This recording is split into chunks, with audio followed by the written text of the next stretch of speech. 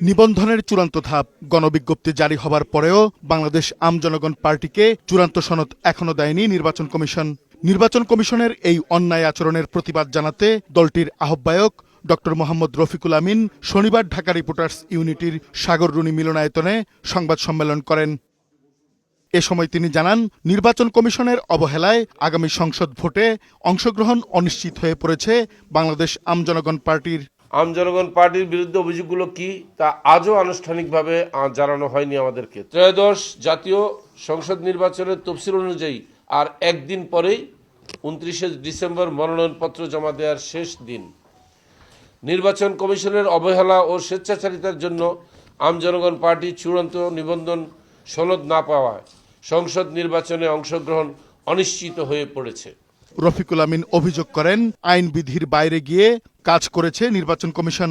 রাজনৈতিক দল নিবন্ধন বিধিমালা 2008-এ স্পষ্টভাবে উল্লেখ আছে 7-3 অভিযোগকারী এবং যার বিরুদ্ধে অভিযোগ উভয় দলকে উপস্থিত রেখে শুনানি করতে হবে। 1.5 মাস পেরিয়ে গেলেও তা করেননি নির্বাচন কমিশন। তো আইন বিধির বাইরে গিয়ে 1 ডিসেম্বর নির্বাচন কমিশন স্বরাষ্ট্র মন্ত্রণালয়ে চিঠি দেন আম জনগণ পার্টির কার্যালয়, কমিটি ও সদস্যদের তথ্য যাচাই করার জন্য। 2টি গোয়েন্দা সংস্থা সারা দেশে তথ্য যাচাইয়ের কাজ করছে। কোনো রাজনৈতিক দলের বিষয়ে গণবিজ্ঞপ্তি জারির পরে গোয়েন্দা সংস্থা দিয়ে এভাবে যাচাইয়ের নজির বাংলাদেশে নেই। ফ্যাসিস্ট স্বৈরাচার আওয়ামী লীগ সরকার কোনো নতুন রাজনৈতিক দলকে নিবন্ধন দিতে না চাইলে এই কাজগুলো করত গণবিজ্ঞপ্তি জারির আগে। সেই একই কাজ গণ অভ্যুত্থান পরবর্তী সময় তা অপ্রত্যাশিতভাবে অগ্রহণযোগ্য। 2 দফায় নিজস্ব কর্মকর্তাদের মাধ্যমে তদন্ত করে সেসব প্রতিবেদন আমলে না নেয়া বা সন্দেহ পোষণ করা নিজ কর্মকর্তাদের উপরে আস্থাহীনতার চরম বহিঃপ্রকাশ। যে নির্বাচন কমিশন নিজ কর্মকর্তাদের উপর আস্থা রাখতে পারছেন না, নিজ সিদ্ধান্ত ক্ষণে ক্ষণে পাল্টে যাচ্ছে, তারা কতদূর দৃঢ়তার সাথে দায়িত্ব পালন করে নির্বাচন আয়োজন করবে তা সহজেই অনুমান করা যায়। আম জনগণ পার্টির বিরুদ্ধে অভিযোগগুলো পরিকল্পিত জানিয়ে তিনি বলেন, অদৃশ্য শক্তির প্রভাবে এসব নিয়ে নির্বাচন কমিশন নীরব। আমরা জানতে পারি 24শে ডিসেম্বর স্বরাষ্ট্র মন্ত্রণালয় থেকে একটি প্রতিবেদন দেওয়া হয়েছে নির্বাচন কমিশনে।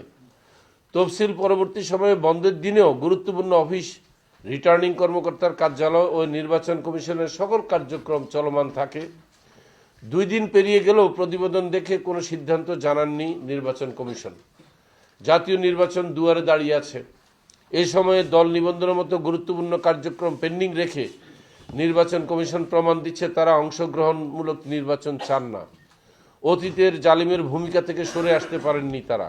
গত 27শে নভেম্বর, 18 ও 24শে ডিসেম্বর 3 দফায় সিনিয়র সচিব জনাব আক্তার আহমেদ এবং প্রধান নির্বাচন কমিশনার জনাব AM নাসির উদ্দিনকে চিঠি দেওয়া হলেও তারা জবাব দেননি। এতে স্পষ্ট যে কোনো অদৃশ্য শক্তির প্রভাবে নির্বাচন কমিশন নীরব ভূমিকা পালন করছেন। নির্বাচন কমিশনের সামনে কেউ অনুসরণ করলে তাকে দল নিবন্ধন দিয়ে দিচ্ছে। দলের অস্তিত্ব না থাকলেও নানা চাপে নিবন্ধন দিতে শোনা যাচ্ছে। অন্যদিকে আইন বিধি অনুযায়ী সকল শর্ত পূরণ করার পরেও নির্বাচন কমিশন যদি একটি নতুন দলের বিষয়ে চাপের কারণে সঠিক সিদ্ধান্ত নিতে না পারে, সেই নির্বাচন কমিশন পরিবর্তিত পরিস্থিতিতে এত চ্যালেঞ্জ মোকাবেলা করে কিভাবে জাতীয় নির্বাচন ও গণভোটের আয়োজন করবে তা আমার বোধগম্য নয়। যারা এই সামান্য চাপ নিতে পারেন না, তারা নির্বাচনের সময় বড় চাপ কিভাবে নেবেন? তখনও তো আরও বড় চাপ আসতে পারে।